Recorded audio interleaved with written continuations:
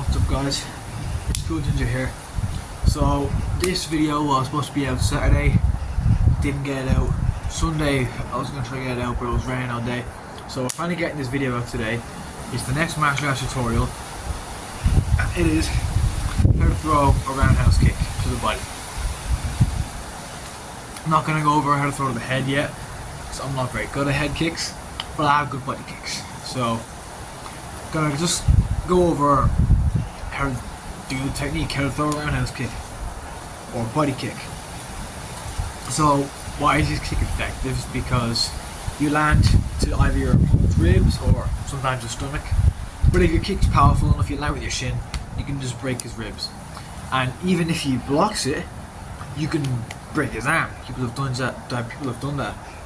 I think Wonder Boy did that to Kevin Holland. He broke his forearm with the roundhouse kicks. I think Taiwan Shy did that to somebody in the one championship. I think he did that, but it's been done before. People that you just broke someone's forearm because you just kept hitting them with this. So you can hit his forearm, hit his arm, just does damage, or you can catch him to the ribs and break his ribs, score points, and deal damage. So it's obviously a very effective technique, and it doesn't require a lot of flexibility either.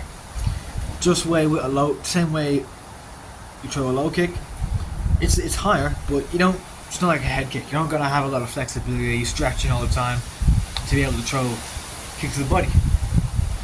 So I'm gonna move this back a little bit so you can see me again. That should be good. But yeah, I'm gonna move this a little bit. Sorry, there we go. Just got a bit of space to throw. So what a roundhouse kick looks like is, again, he's coming up and you're landing again to his side, his stomach, his ribs, whatever. If you're throwing the other side, you can land to the liver, but I'm not gonna go over like the lead leg or throw a switch kick or something. I'm not gonna do that today. We're gonna go over our back leg roundhouse kick. So if you're in orthodox stance, it's your right kick, comes up. If you're in southpaw, you're ready for the most ass roundhouse kick I can find out of southpaw. If southpaw, you come up, boom. Yeah. So if southpaw, it's your left. The back leg, orthodox, it's your right. So again, what it looks like is that. So first things first, yeah, is put your hips forward, yeah. Put your hips forward and then come up, bring your knee up, yeah. Bring your knee up and watch this foot. I might adjust the camera, but I'll see in a second. Hips up and basically turn that foot over.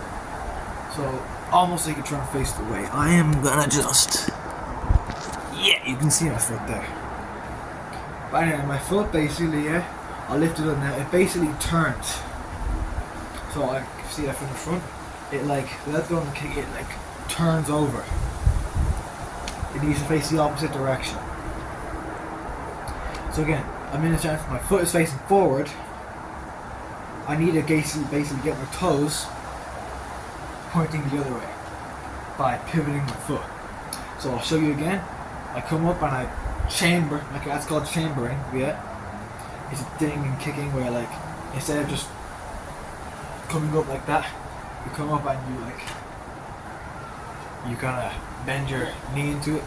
But I'll just come up without chamber and look at my foot. It comes around and it faces the other way. It pivots, it rotates.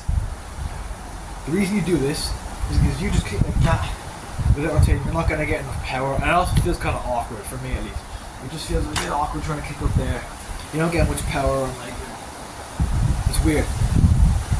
So again, remember with a low kick the other day, you set your foot out. You've got to use the non-kicking foot to help generate more power.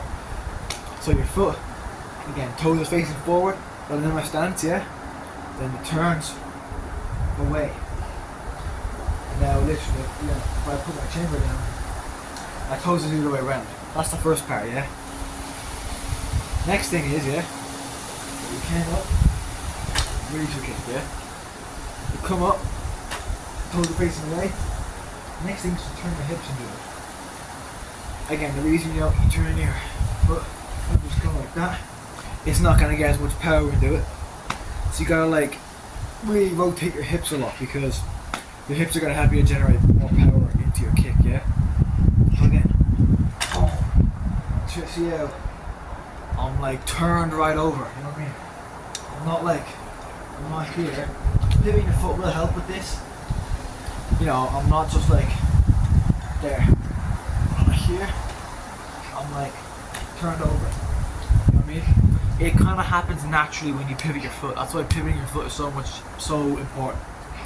But again, just try and like put your hips through it. You know what I mean? Try and like I'm standing here. Try and like turn that way. Like it's a bit weird to describe. Like it's just like a bit hard to explain, you know. But like try and turn your hip through. Turn your hips the opposite way when you kick. So again, watch my hip while I kick. Comes around. Show you again. My hip turns over. That puts all that power into the kick. It puts more into it. So that's another thing you gotta do. And again, these two kind of tie together. The foot pivot and the hip, it ties together. You know what I mean? Next thing is, swinging your arm.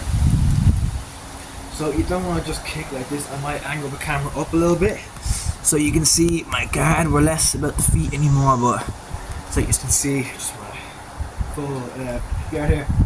Yeah, I'm just kicking like that because it's less power.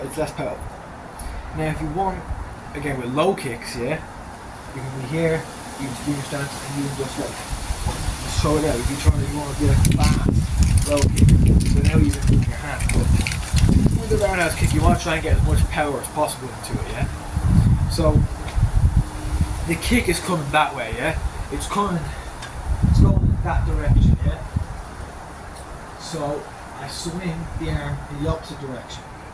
That is going to create momentum.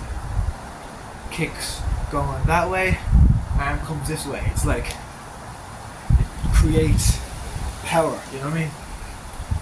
So now I'll show you from here. It swings the opposite way. You know what I mean? Watch my arm. I'm here. Same arm as you're throwing the kick with, yeah? Throw my right kick, I swing my right arm, yeah? And my left arm stays up. Whoosh. Don't want to hit that. But yeah, you know, my arm swings with the kick, yeah? The other arm stays up. You can, some guys, they bring their arm down and then they like swing it up at the same time.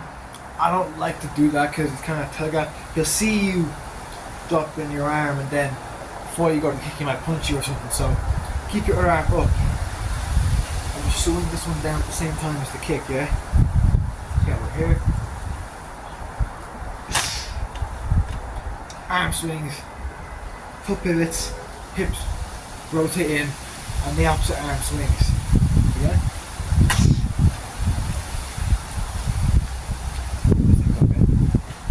We're just snapping half from all the power we're putting into the kick.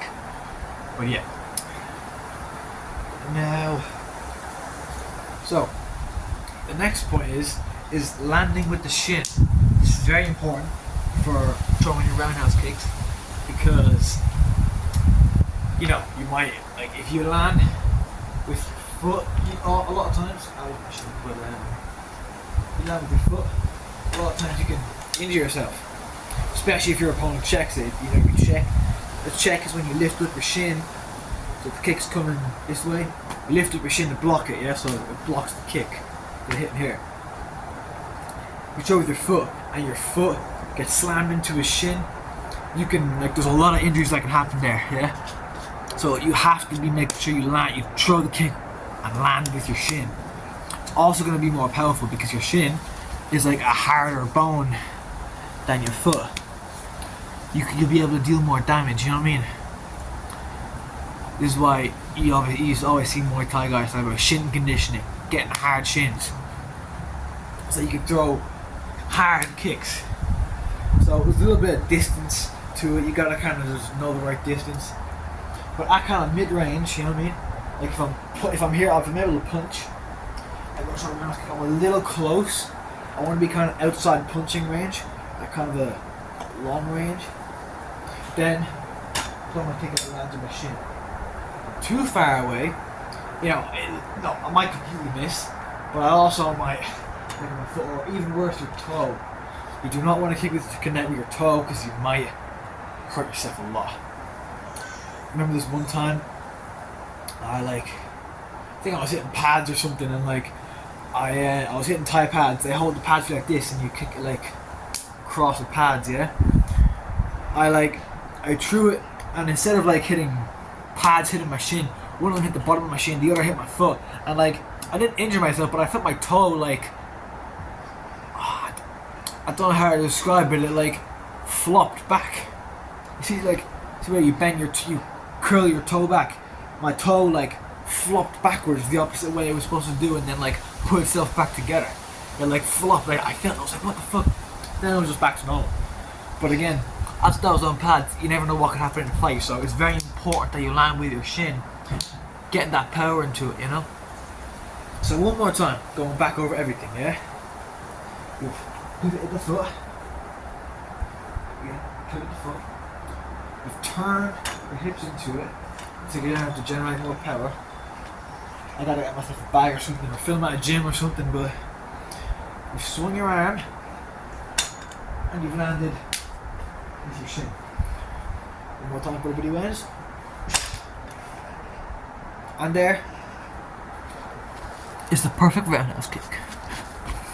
So, that's how you shoot a roundhouse kick. That's how you break someone's rib, snap their forearms, hit them in the stomach and the liver, and KO them. Or TKO them, whatever, you know. Anyways, that's it for today's video. Going over how to throw the roundhouse kick, just the stuff you do, the mistakes you make, the steps to throw it.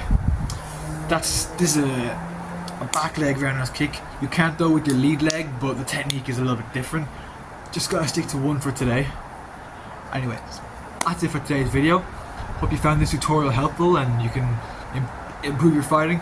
Give this a shot. Next time you're on the bag or when you're sparring or in a fight. Maybe don't take a fight if you just learned this. Try it out in sparring first. But listen, if you enjoyed the video, drop a like if you found it helpful. Leave a comment on what you'd like to see a tutorial on next, or what you think I could improve on. And yeah, don't forget to drop a subscribe to get more videos like this. Anyways, thanks for watching. That's about it. See ya.